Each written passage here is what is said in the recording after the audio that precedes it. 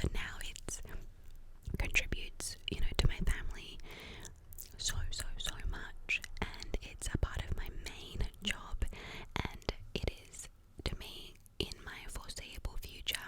I plan on doing it for such a long time, and my goal is for Mumma Mic on YouTube to get to 1 million, and on TikTok to get to 1 million. So please click subscribe and follow on both of those.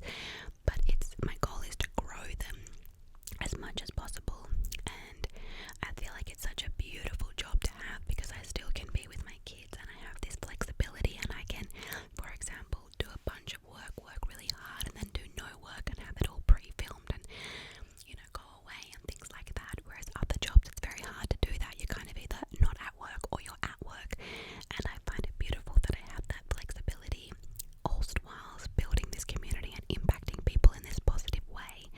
So my goals is just to grow. My goal is to hopefully include more psychology as well, and help people, like impact people on a psychological level, and not just in a relaxation and connecting community level. Like I see big things for